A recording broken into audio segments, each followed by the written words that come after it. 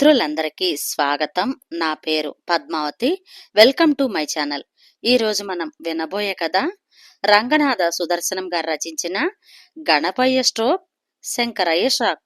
ఒక మంచి కథను వినేద్దామండి. శంకరయ్యకు వినాయక చవితి వస్తుందంటేనే ఎక్కడ లేని భయం పట్టుకుంది. బజార్లో తిరిగే పోరగాళ్ళందరూ ఇక వినాయక చందాలంటూ బేజారు చేస్తారు.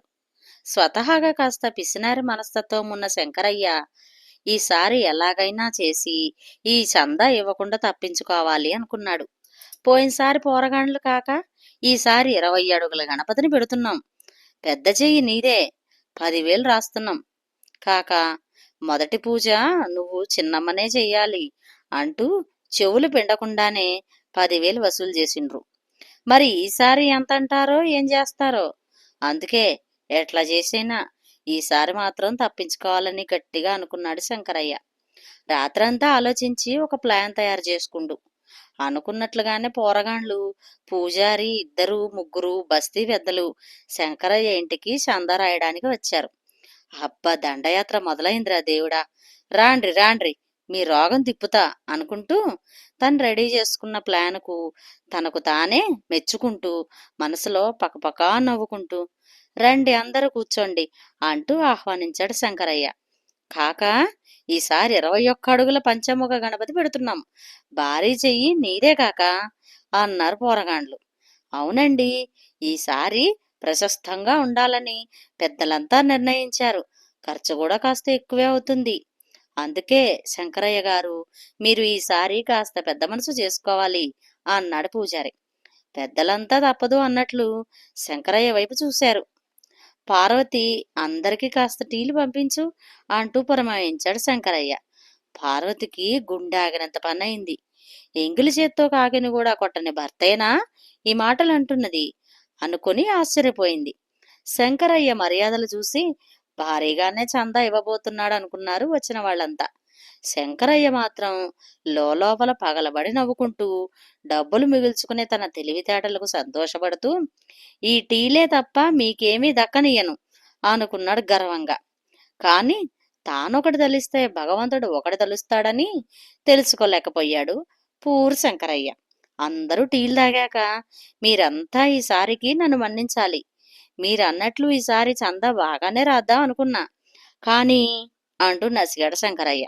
చెప్పుగాక ఏమైందే అన్నారు పోరగాండ్లు ఆతృతగా. అదేంటంటే, పోయినసారి నాకు బండి యాక్సిడెంట్ అయినప్పుడు చల్లగా చూడు తండ్రి, ఈ గండం తప్పితే ఈసారి గణపయ్యను ఇంటి ముందు ఏర్పాటు చేసి నవరాత్రులు ఘనంగా పూజిస్తామని మొక్కిందట నా భార్య.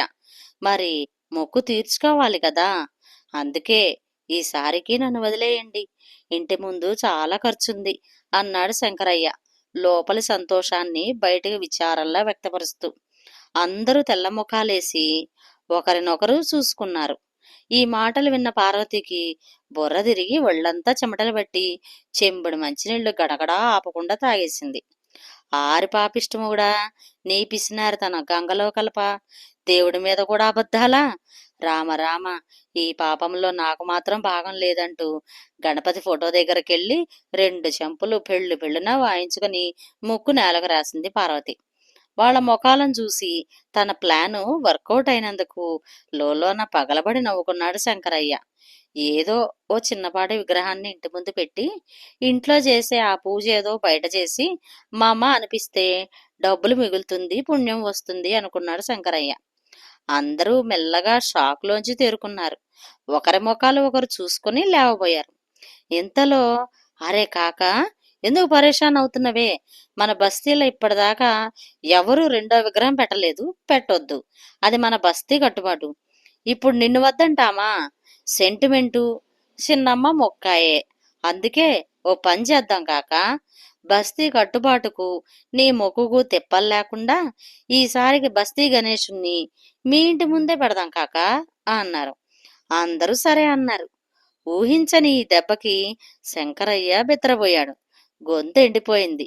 కళ్ళు బైర్లు కమ్ముతున్నట్లు, ఎవరో పిడితో తల మీద గుపికి గుపికి బాదుతున్నట్లు అనిపించింది. జేబులో నుంచి ఓ బీపీ గోళీ తీసి గొంతులో వేసుకుని పక్కనే ఉన్న బాటిల్ నీళ్లు గటగటా తాగాడు శంకరయ్య. తలుపు చాటున ఇదంతా వింటున్న పార్వతి ఆనందంతో మనసులో ఓ తీన్మార్ దరు వేసేసుకుంది. గణపతి నవరాత్రులు బాగా జరిగాయి. శంకరయ్య ఇంటి ముందు కావడంతో ఖర్చు వాచిపోయింది. ఏటా లడ్డు వేలంపాటలో 1,00,000 పై చిలుకొచ్చేది. ఆ డబ్బులు శోభాయాత్రకు సరిపోయేవి. కాని బస్తీ వాళ్ళంతా శంకరయ్యకు ముక్కున్నదని ఎవ్వరూ వేలంపాటలో ముందుకు రాలేదు. దాంతో శంకరయ్య ఖర్చు మరింత పెరిగి బేరమన్నాడు. మూలిగే నక్క మీద తాటిపండు పడ్డట్టు శంకరయ్య శోభాయాత్ర నిమజ్జనం పూర్తి చేసుకుని వచ్చేటప్పుడు కిందపడి బాగా దెబ్బలు తగిలాయి. ఈసారి నిజంగానే పార్వతి తన మాంగళ్యాన్ని కాపాడమని, వచ్చే ఏడు ఇంటి ముందు గణపతిని పూజిస్తామని మొక్కుకుంది. ఆమె మొక్కుల పుణ్యమో అదృష్టమో మొత్తానికి శంకరయ్య బ్రతికి బయటపడ్డాడు. తుఫాను కారణంగా జోరున వర్షాలు, ముసురు పట్టడంతో రెండవసారి ఏర్పాట్ల ఖర్చు తడిసి మోపిడయింది శంకరయ్యకు. కానీ ఈసారి ఖర్చుకు విరవకుండా శంకరయ్య పశ్చాత్తాపంతో, భక్తితో గణపతిని పూజించాడు. కానీ 2 సార్లు పూజ చేసి వదిలేస్తే అరిష్టమని, మూడవసారి కూడా ఇంటి ముందు చేస్తేనే మంచిదని అందరూ అనడంతో కళ్ళు బైర్లు కమ్మి కింద పడ్డాడు శంకరయ్య. ముఖం మీద నీళ్లు చల్లిన పార్వతిని చూసి షాకులో నేనెక్కడున్నాను అంటూ గుడ్లు మిటకరించాడు. డబ్బులు పోయిన తన భర్తకు తగిన శాస్తి జరిగిందని, దేవుణ్ణి అన్ని విధాలా పూజించే అవకాశం కలిగిందని సంతోషించింది పార్వతి. అందుకే అంటారు, మనం మంచి మనసుతో ఆ గణనాథుణ్ణి పూజిస్తే ఆ గణనాథుడే మనకి అన్ని విధాల సాయంగా నిలబడతాడు అని. ఇంతటితో ఈ కథ సమాప్తం. ఈ కథ గనక మీకు నచ్చినట్లయితే షేర్ చేసి, లైక్ చేసి, సబ్స్క్రైబ్ చేసి నన్ను ఎంకరేజ్ చేయండి. మీ కామెంట్స్ నాకెంతో విలువైనవి. మీ కామెంట్స్ నాకు తెలపండి. మరొక మంచి కథలో మళ్ళీ కలుస్తాను. Thank you. నమస్తే.